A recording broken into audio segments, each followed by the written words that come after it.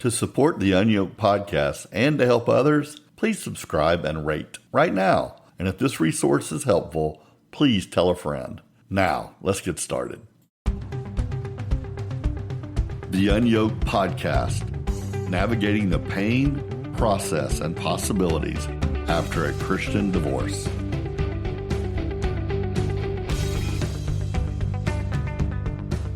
Welcome back to another episode of UnYoked. I'm your host, Todd Turner, and today we're going to deep dive into a crucial topic that affects many single parents post-divorce: the ripple effect of divorce on your children and how to help them navigate the journey while living under unyoked parents. You know, as we journey through divorce, it's essential to recognize the impact of a broken marriage and what it has on our children. In this episode, we're going to explore how divorce affects kids emotionally, how to communicate with them effectively, and ways to help them cope with this life-altering change. One of my pet peeves is hearing the phrase, kids are resilient, they'll bounce right back. You know, I don't want to play the doom and gloom game here and say the sky is falling with your children and their future, but let's call a spade a spade. A friend of mine who's older than me, he still feels like he's from a divorced family. Over 50 years later, always a divorced child. It still hurts. His parents' divorce still has ripple effects, and some that may be with him till his grave. Post-divorce children often face various mental health and emotional challenges as they navigate through the changes in their family dynamics. Divorce can be a highly traumatic experience for children, leading to feelings of guilt, blame, and their feelings can manifest into social or academic struggles. Children may exhibit various emotional responses, such as confusion, anger, worry, guilt, and they can turn into unhealthy outlets to cope. Don't believe me? Here's some statistics that shed light on these challenges. According to a study published in the Journal of the American Academy of Child and Adolescent Psychiatry, children of divorced parents are at a higher risk of experiencing mental health issues compared to children from intact families. Research from the University of Wisconsin suggests that children of divorced parents have higher rates of depression and anxiety disorders, especially during the first year after divorce. Research at Vanderbilt found that children of divorce are more likely to exhibit behavioral problems such as aggression, defiance, and conduct issues. Studies have shown that children from divorced families may experience a decline in academic performance and lower educational attainment compared to peers from intact families. The American Psychological Association reports that children of divorce may struggle with emotional adjustment, leading to feelings of sadness, anger, confusion, and guilt. Research from Penn State indicates that emotional effects of divorce on children can extend into adulthood, influencing their own relationships and emotional well-being, just like my friend. Children of divorced parents may develop various coping mechanisms to deal with the stress, including withdrawal, self-blame, or engaging in risky behaviors. Studies have shown that divorce can strain parent-child relationships, especially if there's conflict between the parents or difficulties in co-parenting effectively. Now, we're going to talk about this in another episode a lot deeper, but research has found that boys and girls may respond differently to their parents' divorce. And boys are more likely to exhibit externalizing behaviors like aggression, while the girls may be prone to internalizing behaviors like depression. It's important to realize that every child's experience is unique, and not all children will face the same challenges. But providing a supportive and nurturing environment, along with possible professional counseling if needed, can play a crucial role in helping children cope with the emotional impact of divorce. Divorce can be a roller coaster of emotions for children, ranging from confusion and sadness to anger and anxiety. However, we as parents can help mitigate these psychological effects by following essential steps to support our children during this challenging period. As Christians, we are told two things generally. You know, the answers to most every question is Jesus and church. right? If you ever fall asleep in Sunday school and somebody calls on you, your name, just shout out God or the Bible, and you'll most likely be right? Yes, church is a great place for your kid. Not because it's a place, but because it should be a living thing. And yes, we should be crying out to God. But I want us to, in the weeds of the practical, in the details to the feelings and the landmines of parenting post-divorce. So let's just get this out of the way. Church can be a great place for your child, and prayer 100%. And I'm going to address that later in this episode. But let's dive into what we as responsible parents can do about helping our children deal with their new realities and assist their abilities to adjust and to function. So to help with your kids, start with yourself. The first safety instruction for an airplane emergency is to put the oxygen mask on yourself before you put it on your child. When it comes to helping your kids through a divorce, the take-home message is take care of yourself so that you can be there for your kids. Some of you are in tough places of navigating impossible situations and being there for all your child's needs and events. You're healing yourself while you're also trying to heal your family. Sometimes we feel broken while we go through the motions of parenting. Crisis navigation trumps a lot. This is why some people disappear from church and life post-divorce. We are in survival mode. Sometimes all we can do is parent and keep our jobs. Anything else feels too much. But a healthier you gives better advice, does smarter things, and it has the energy and motivation to endure the road ahead. We must work on ourselves. Not before we work on our children, but while we work on our children. As I've mentioned, one of my coping exercise moments was buying a boat. But lately, I've been doing yoga and I have a meditation room. And I know as a Christian, that probably scares some of you. I'm not going off the deep end here, but it is a great place to breathe, pray, have a Sabbath, if you will, during the day to just get my thoughts together so that I'm a better person and a better dad. I've spent countless hours in therapy, and I've walked more miles with God, listening to podcasts and reading books, investing in myself. Okay, just because you're older doesn't mean you're wiser. Frankly, some of you are in a bad spot and you need therapy badly. Communication with your children is key during this turbulent time. I want to keep the lens of this conversation on post-divorce. It doesn't matter if it's 2 months or 2 years post-divorce. Rule 1, do not play the blame game.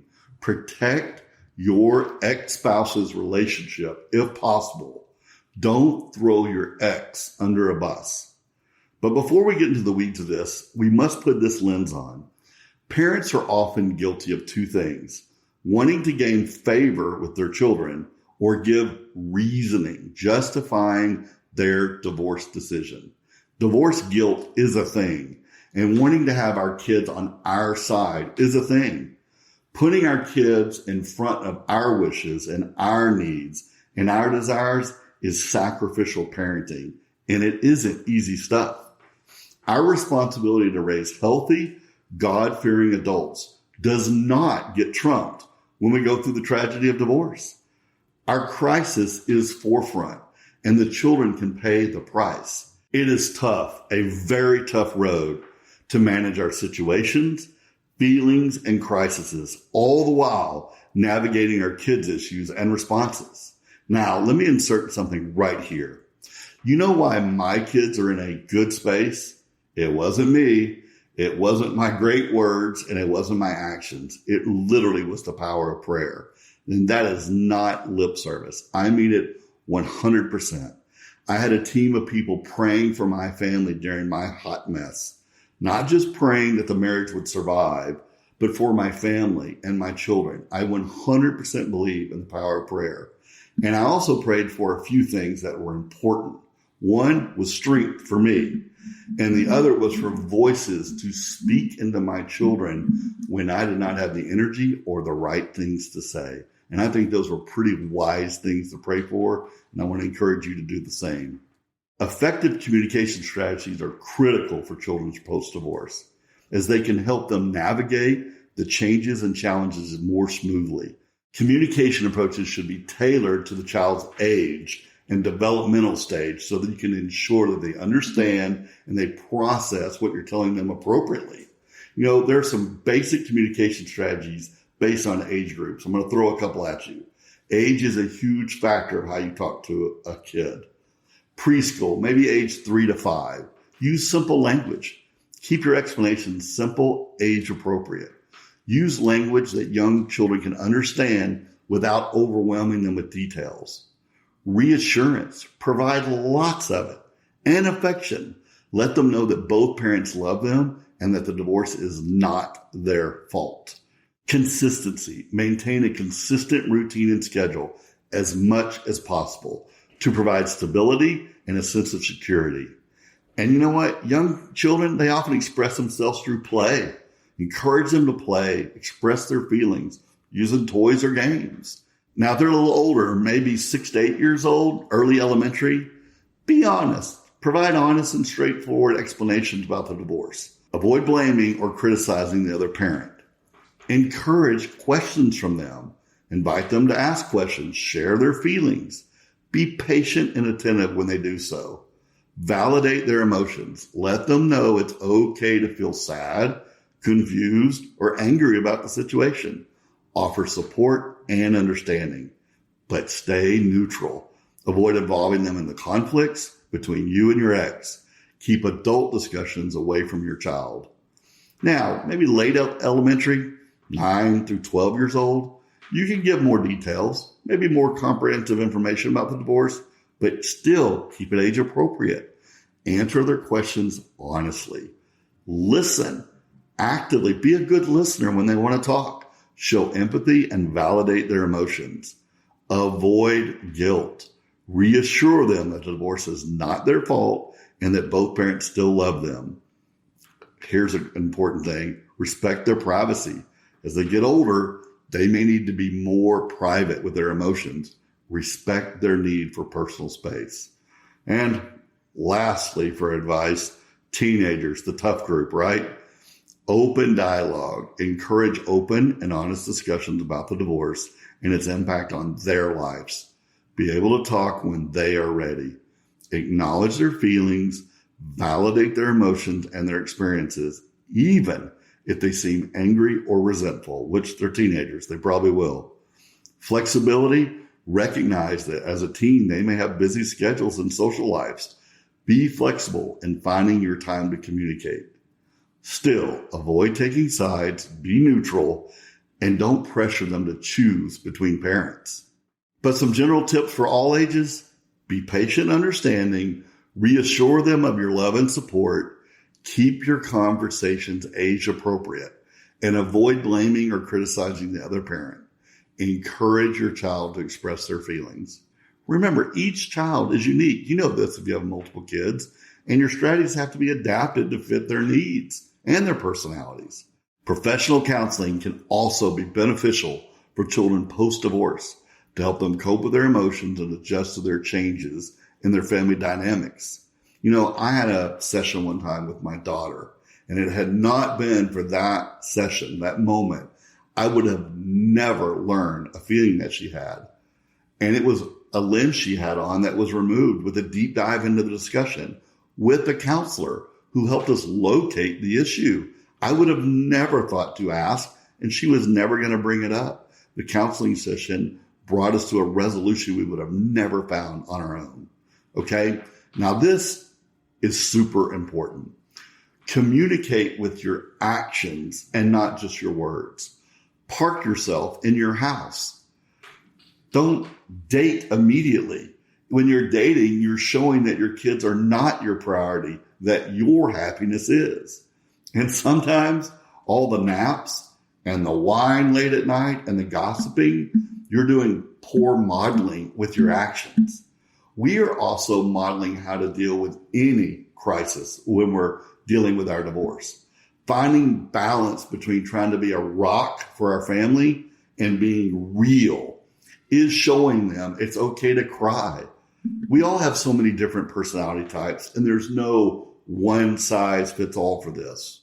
But it's so important for us as parents to walk that line between real and being secure for your kid. It is not an easy task, but do both. If you find yourself leaning too far to one, swing the other way. If you're leaning too far this way, swing the other way. Show balance to your child that it is okay to cry every once in a while. It's okay to get back up on your feet and move on and show them that you've got them as your parent. As their parent, you have them. Now, help your child grieve the divorce. For kids, divorce can feel like an intense loss. The loss of a parent, the loss of a family unit, the simple loss of life that they once knew. You can help your children grieve their loss and adjust to new circumstances by helping them express their emotions. Listen.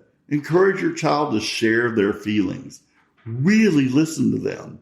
They may have a feeling of sadness or loss or frustration about things you may not have expected at all. Help them find words for their feelings. It's normal for children to have difficulty expressing their feelings. You can help them by noticing their moods and encouraging them to talk. Now, let me add a big side note here. All right, this is really important. A big trait or skill you can give your child is the gift of turning them into good communicators. Now, I define good communication as turning thoughts, feelings, and emotions into words.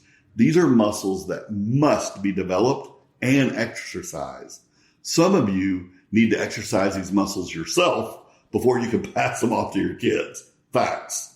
But let's be honest. Children may be reluctant to share their true feelings for the fear of hurting you. Let them know that whatever they say is okay. They may blame you for the divorce, but if they aren't able to share their honest feelings, they will have a harder time working through them. Let them be made. Let them be wrong. Let them voice their lenses on the situation. Maybe talking about the divorce is an ongoing process. As children age and mature, they often have new questions, new feelings, or concerned about what happened. So you may want to go over the same ground again and again. Hey, as Christians, let's don't treat this like we do sex education, right? Where we have the awkward 30-minute chat and then we never address it again. I roll here. Okay, acknowledge their feelings. You may not be able to fix their problems or change their sadness to happiness, but it's important for you to acknowledge their feelings rather than dismiss. And you also can inspire trust by showing that you understand or even that you're willing to have tough, uncomfortable conversations. Let kids know that they're not at fault. Many kids believe that they had something to do with the divorce, recalling times that they argued with their parents, received poor grades, or they got in trouble. To help your kids let go of this misconception, set the record straight. Repeat, if needed, why you decided to get a divorce. Sometimes hearing the real reason for your decision can help them. Be patient. Kids may seem to get it one day and feel insecure the next. Treat your child's confusion or misunderstanding with patience. Reassure them as often as you need to. Remind your children that both parents will continue to love them and they are not responsible for the divorce. Now, for a handful of you, where the child or your children were the exact reason for the divorce, you may have to navigate things a little more carefully. Maybe, just maybe, you have to explain that the error was how the tension was handled. Explain the difference between root issues and fruit issues. The child may be the fruit, but they are not the root of the issue. I know a couple who was forced into a divorce because they both married with children who could not get along, like police over to the house bad. And I have seen sexual predator issues between stepkids. There are literally real reasons that involve divorce and children. But still, the root issue is the parents who may not have taken enough time working on blending families before marriage. Okay, I'm going to stir a hornet's nest right here. Some of you are going to stop right here and disagree, and some of you hopefully will subscribe and share the podcast for other people to hear. But I am committed on this podcast to talk about divorce and Christian singleness in ways you will never get from a pulpit. And I'm committed to talk about how we sometimes feel, not how we should feel, to talk about the dirty details of divorce. All right, here it goes. For those of you who are not single post-divorce, try to put this lens on.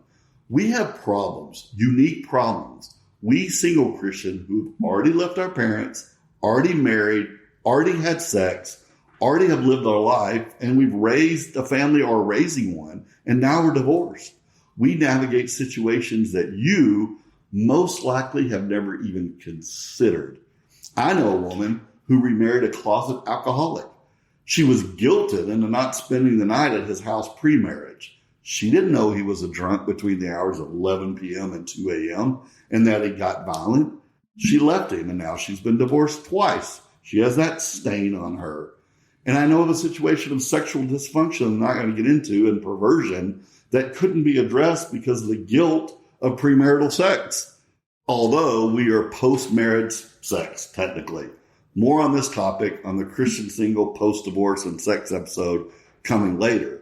But the complications of living in a broken world, but being thrown Genesis 1 and 2, perfect pre-fallen world solutions, and being coached on a pristine, perfect Christian behavior and rule following while dealing with broken world realities. Here's one I've run into a few times. A woman I once talked to briefly on a dating app. She was dating, but she was technically married. Her husband was in the house upstairs with 24-hour care, and he was in a comatose state. But before he became that way, he had released her, told her to date and to move on, get remarried. But technically, if she divorces him, he goes into a governmental home with far less care. So she keeps him on her insurance, and he's well taken care of. But here's the correct Christian answer. Too bad. You're still married until death do you part. That's your unfortunate lot in life. Suck it up, buttercup. Forget your sadness, forget your loneliness, forget your feelings. What a horrible place for her to be. We tell people not to live together, how to make decisions, how to look like you're not sinning, but you're in a complicated, broken world situation. But it butts up against our theology. It's so complex. So parents who have complicated issues to navigate with their children and blending families, don't dare flirt with blending families without that sheet of paper. How dare you? Man, it's complex stuff. There's sexual issues, logistic issues, money issues. And the answers are not as simple as talking to a pre-sex, pre-marriage teenager in Sunday school. It's just not. Okay, next. But I promise you, more on this topic in another episode. Let's take a quick break.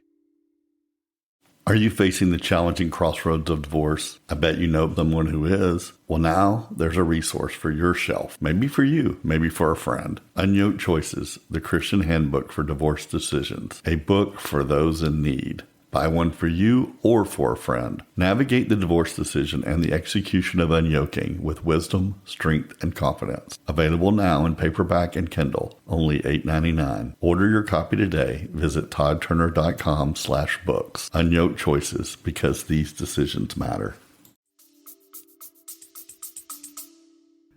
To your kids, give reassurance and love. Children have a remarkable ability to heal when given the support and love they needed. Your words, actions, and the ability to remain consistent are all important tools to reassure your children of your unchanging love. Both parents will be there. Let your kids know that even through the physical circumstances of your family unit changing, they can continue to have a healthy, loving relationship with both of their parents, hopefully. It'll be okay. Tell kids that things will not always be easy, but they can work out. Knowing that everything can be all right, providing incentives for your kids to give a new situation a chance. Closeness, physical closeness, in the forms of hugs, Pats on the shoulder, simple proximity. It has a powerful way of reassuring your child of your love. Be present. Stay present when possible. Be honest. When kids raise concerns or anxieties, respond truthfully. If you don't know the answer, say gently that you aren't sure right now, but you'll find out and it'll be okay. Your patience and reassurance and listening ear can minimize tension as your children learn to cope with unfamiliar circumstances. By providing routines your kids can rely on, you remind them that they can count on you for stability, structure, and care. And by maintaining a working relationship with your ex, you can help your kids avoid the stress and anguish that comes from watching parents in conflict. With your support, your kids can not only successfully navigate this unsettling time, but even emerge from it feeling loved, confident, and strong. And maybe even with a closer bond to both parents. Okay, I'm not trying to land the plane on premarital sex and dating while you have a comatose person upstairs. That's not where I'm going with this. But I got to be honest, there are so many situations that I had never considered before I was divorced. And now I talk to tons of people who are divorced, remarried, and their second marriage is broken. And I just see some real opportunities that landmines could have been avoided with just some simple common sense stuff that I believe that the Christian culture pushes on people. We like they're little 14-year-old kids at Sunday school. And we're in a much tougher, complex place navigating real tough issues. And it not only affects us, it affects our kids. I used to wonder why people didn't get married after they were divorced. And now I understand that between money and dysfunction and family complications, I see why people date for infinity. And I know it doesn't fit the narrative of get married, have a bunch of kids, and grow old together. But that's not the situation we're in sometimes. I think there's a big difference between getting married or divorced in your 20s and remarried, and maybe when you're 40, 50, 60. It just looks different. And there's not a one-size-fits-all solution. That's all I'm trying to say. Okay, your child's well-being is of utmost importance. Provide stability through the divorce and post-divorce. While it's good for kids to learn to be flexible and adjusting to many new circumstances, all at once can be very difficult. Help your kids adjust to the change by providing as much stability and structure as possible in their daily lives. Remember that establishing structure and continuity doesn't mean that you need rigid schedules or that mom and dad's routines need to look exactly alike. We'll address that in our co-parenting issue coming up soon. Subscribe in order not to miss it. But creating some regular routines at each household and consistently communicating to your children what to expect will provide your kid with a sense of calm and stability. The comfort of routines. Kids feel safer and more secure when they know what to expect. Knowing that even when they switch homes, dinner time is followed by homework, then a bath, for example, can set a child's mind at ease. Maintaining routine also means continuing to observe rules, rewards, and discipline with your children. Resist the temptation to spoil your kids after divorce by not enforcing limits or allowing them to break rules. Divorce guilt's a real thing, and I've been 100% guilty of this myself. Finding that balance between love and grace and discipline and justice is a tough one for parents. Now, research teaches us that we can support our children to do well after a separation or divorce.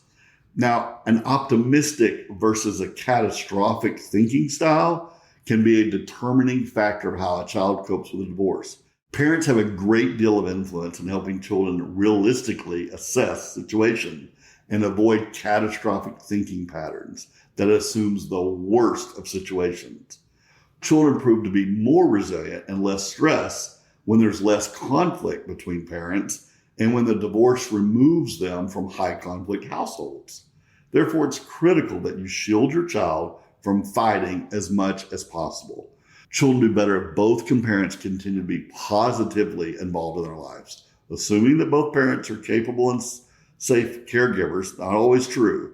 But if a non-resident parent maintains close and a supportive relationship with the child, right? That works. Both parents should continue to listen to the children about their problems, provide emotional support, and help with everyday issues like homework, and maintain rules and expectations for behavior.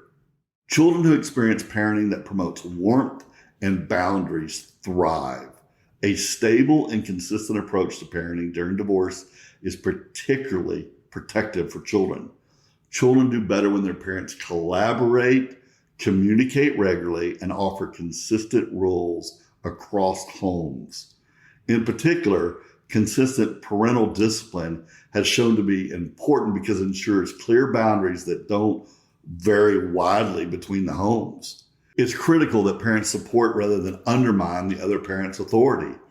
During times of change, even turmoil, it's important that children maintain as many routines as possible. Children who are better able to seek out and obtain support from others are better able to adapt to the changes associated with divorce.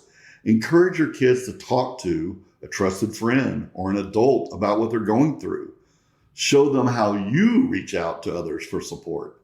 Demonstrate that you genuinely believe reaching out to others is an act of strength. I have been very open with my kids about therapy. They are encouraged to speak with qualified counselors. Maybe you should consider seeking professional counseling or therapy for yourself or your child and your child if they're struggling to cope with a divorce. A qualified therapist can help them process their feelings and develop coping strategies. Now, let's talk briefly about normalcy and new realities. Divorce often brings many changes. So once again, try to bring stability into your child's life as much as possible. Stick to established routines for meals, bedtimes, and other daily activity. Consistency brings security. Minimize conflict with your ex-spouse, especially in front of your child. Children can be deeply affected by ongoing conflict between parents. Aim to co-parent well and work out any disagreements privately. Encourage relationships. Support your child's relationships with their friends and extended family members, yours and your ex's. Maintaining these connections can provide additional sources of support and stability. Okay? This one's so important. Avoid using your child as a messenger. Minimize communication through your child. Instead, communicate directly with your ex-spouse about important matters concerning your child. Both of you celebrate achievements. Acknowledge and celebrate your child's achievements and milestones. Positive reinforcement can boost their self-esteem during this difficult time. Remember, every child is unique, and the way they respond to divorce may vary. Be attentive to your child's individual needs and provide support accordingly. Your love, understanding, and presence can go a long way to help your child navigate the post-divorce period with resilience and strength. Now, let's look at some red flags for some bigger problems. If things get worse rather than better after the first couple months of divorce, right, it may be a sign that your child is stuck in depression, anxiety, or anger and could use some additional support. Watch for these warning signs related to depression or anxiety in kids. Sleep problems, poor concentration, trouble in school, drug or alcohol abuse, self-injury, cutting, eating disorders, frequently anger or violent outbursts, withdrawal from loved ones, disinterest in loved activities. Discuss these or other divorce-related warning signs with your child's doctor, teacher, pastor. Consult a child therapist for guidance with coping with any of these specific problems. We're going to talk a little bit more about some co-parenting, but we're going to deep dive later. But after a divorce, we want to have good co-parenting strategies that promote stability and consistency in your child's life. More later. Don't forget, the next episode is going to be really deep diving. But you need to build a united front with your ex-partner. It can make the world of difference for your kids. Establish effective co-parenting rules post-divorce. It's crucial for your child's well-being and to create this stable environment we're talking about. Involves open communication, mutual respect, flexibility, and the focus of your child's needs above all else, all the other things that are going on. If both parents don't have the same voices to their kids, and let's be honest, once communication breaks down between a husband and a wife, once the pillow talk and the breakfast talk is gone and it's over, being in lockstep is almost impossible.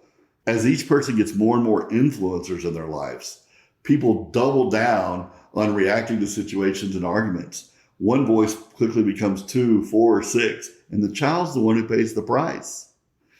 All right, we're going back to the beginning. Our job as parents, we pray and we provide stability. Not think that we're a great parent and not succumb to the narrative that your ex is the bad parent. We give good advice and we navigate open channels of communication. Work with your ex. Conflicts between parents can be very damaging for kids. It's crucial to avoid putting your children in the middle of your fights, making them feel like they have to choose between one or the other. Now, the following tips can save your kid from a lot of heartache, right? Take your argument somewhere else. Never argue in front of your children, whether it's in person or over the phone. Ask your ex to talk another time. Drop the conversation altogether. Use tact. Refrain from talking with your children about the detail of the other parent's behavior. It's the oldest rule in the book. If you don't have anything nice to say, don't say anything at all. Be nice, be polite with your interactions with your ex-spouse. This not only sets a good example for your kids, but it also encourages your ex maybe to be gracious in their response. Look on the bright side. Choose to focus on the strength of all family members. Encourage children to do the same. Work on it. Make it a priority to develop a healthy relationship with your ex-spouse as soon as possible. Watching you be friendly can reassure children and teach them problem-solving skills as well. Now, I want to finish with this. Let's look at this from your kids' eyes for a moment. What do your children really want? Well, how about I put this into their voice? Here's what your child wants from mom and dad after a divorce. I need both of you to stay involved in my life.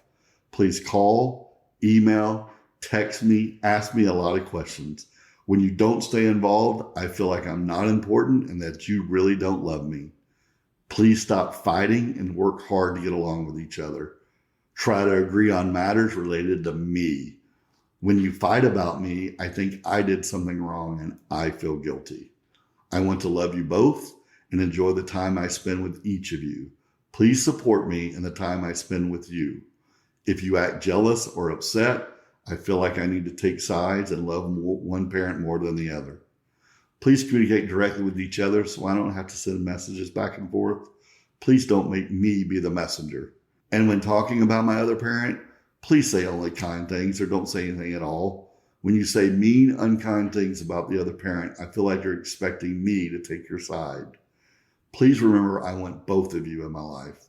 I count on my mom and my dad to raise me and to teach me what's important and to help me when I have problems. I encourage you, if you're listening, to take an inventory of your actions and identify and make amends when you have failed, or even more, when you have patterns that violate any of these things. A personal revelation for me, I had a moment and I felt like I need to have a talk with my children. Now, logistics can affect if you have one-on-ones or you need everybody in the room at once. And this can be tricky. Age-appropriate topics can make family conversations off the table. A lot of you have kids of varying age ranges and you have busy schedules. But sometimes in my family, a one-on-one feels like a talk. But a family meeting, well, it implies it's important. Like I need y'all to listen, retain, and react. But I decided to call a spade a spade. I told my kids I was tired and that I was tired of being tired. I didn't like the fact that I was escaping and napping and TV binge watching. I apologize for being weak in certain areas. I apologize for not being a role model well, even though I did great in certain moments. But I was just being real and authentic and trying to be a good communicator. I showed them and told them that life can knock you on your ass and it's okay to stay down for a while. recoup, and crawl your way back up to fight another day. I told them it's okay to cry. It's okay that you don't have your act together. You know, speaking as an American Christian dad, we not only get punched in the gut daily by society, we endure being the butt of plenty of jokes, but we also carry this vague weight of having to be this wise, perfect, mature, confident provider, leader, the rocks for our families, even our churches. It's just not fair, and it's not even realistic. This is why I really despise churches that put their pastors on a pedestal. The idea that men of God have their acts together. You know, we're wise and we walk each step well. Well, look for pastors who are transparent. Look for churches who let them be. Look for men who have been through some stuff in their lives. I'd rather have that man in my trenches than the guy with the clean uniform. Men, it is hard to let your children know that they can depend on their dad, that we will walk through fire for them, but acknowledge that our uniforms have some rips on them and some stains. Okay, now this one's going to hurt, but I'm going to say it. I'm going to call out hypocrisy, and some of you need to hear this. This is going to help you restore your relationships. Are you ready?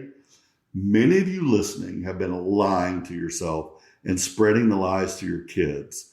They may not be able to pinpoint it, but they know something does not sit right. You tell them that you love them and that you would do anything for them, but that's not true. God defines love, not you. What does he say it is? Love is patient, love is kind. It does not envy, it does not boast, it is not proud. It does not dishonor others, it is not self-seeking, it is not easily angered, and it keeps no records of wrong. Love does not delight in evil, but rejoices with truth. It always protects, always trusts, always hopes, always perseveres. Love never fails. How do I know that besides just reading it and memorizing it? I leave it by my sink every day. I see that every day I brush my teeth. Why? Because I needed a lesson myself. That is the definition of true love. Many of you listening are giving your kids or yourself lip service. Your divorce was literally caused by your attempts to put your wants, your needs above your family. Your affairs, your vices, your behaviors, your need to be right. You messed up. Got it. I'll give you that. But when you had the ability to make it right, you didn't fight. You didn't do whatever it takes to save your family. So here, post-divorce, you still aren't making it right. And now you just say, oh, I love you. I'll do anything for you. BS. It's BS. Some of you could be rebuilding bridges. Instead, you're burning them to the ground. Then you're looking the other way. Your kids may not be able to verbalize their frustration, but they are trying to keep it maybe civil with you. But what they want to say is, Mom, Dad, you say you love me and you would do anything for me. Then why do you keep acting so selfish? Why do you put your desires above me, above this family, above your ex-spouse? Why? If this is you, repent. Fix it.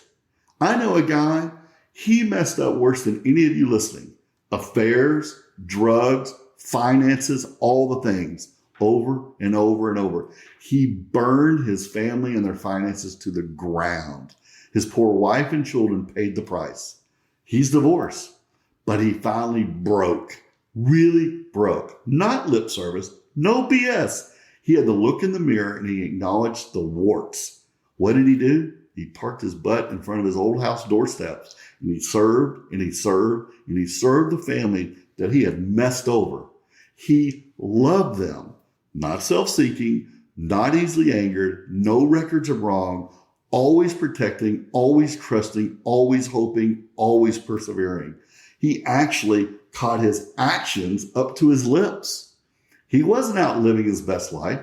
He wasn't dating. He wasn't dropping by when he was allowed to. He sacrificially was pouring into his family, the one he pissed away.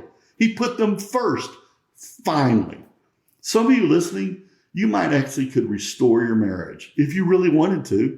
I'm not here to push you to do that, But for the sake of this episode and our topic about your kids, you have to make your mess right. You know what to do.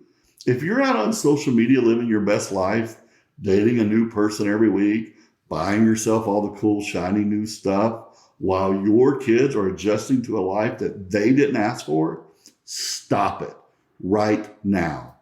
Pour into your kids, maybe even your ex. That relationship may not be salvageable, but loving on your family might include your ex, and that may suck. Guess what? Some of you need to suck it up a little. And so you know, I'm not riding here on my ivory tower. I have failed here plenty. I've knocked it out of the park too. I paid for my ex one time to go to Florida for a cheerleading thing that I couldn't go. And you know why? Not because I'm great. It's because it was best for my daughter. I sucked it up. I walked down the aisle at a wedding together. I didn't even really want to, but guess what? I did it because it was best for my kids.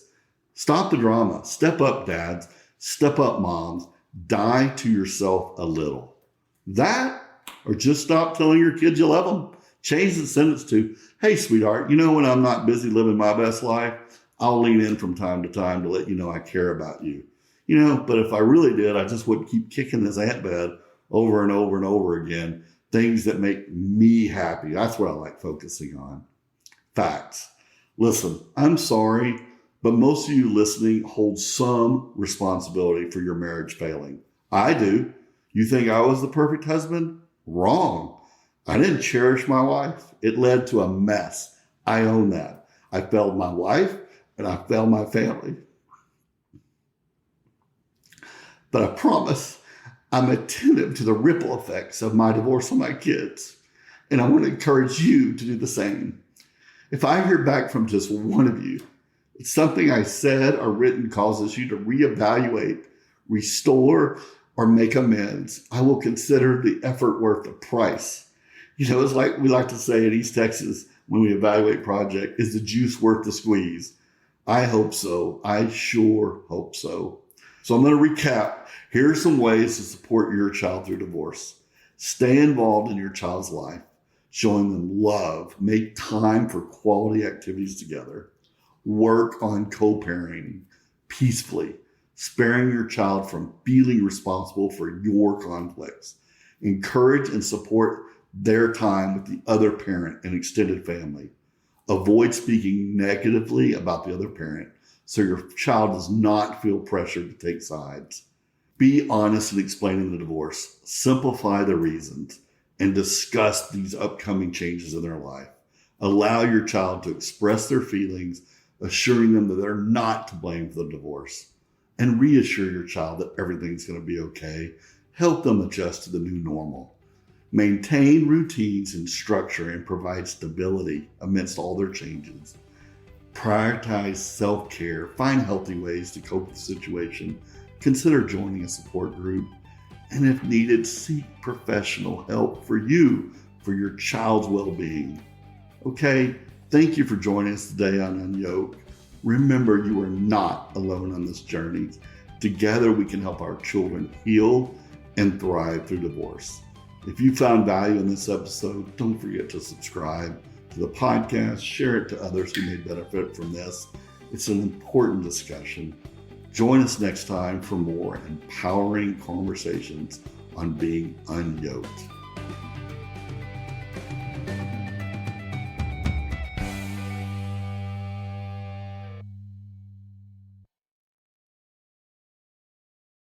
Thank you for listening to the UnYoked podcast with me, Todd Turner. This was originally planned to be a limited 17-episode podcast navigating the major milestones after a divorce. Well, the feedback and needs were too great, and now I'm going to dive deeper into each episode, but with a female co-host. We are excited to help further the conversations into divorce recovery and gaining healthy, single legs as a Christian. But would you do us a favor as we prepare our topics and episodes? Please go to toddturner.com/contact and give us feedback on the podcast, specific episodes, topics you wish were addressed. We would love to hear from you. Then, after that, please rate and review this podcast. You might not know how important that is to help grow the popularity and the reach of this resource. for thousands of people who need it and don't even know it exists. Rate, subscribe, share, all of it. But let's start with go to toddturner.com/contact and let me hear from you. I read every single email that comes in. Blessings.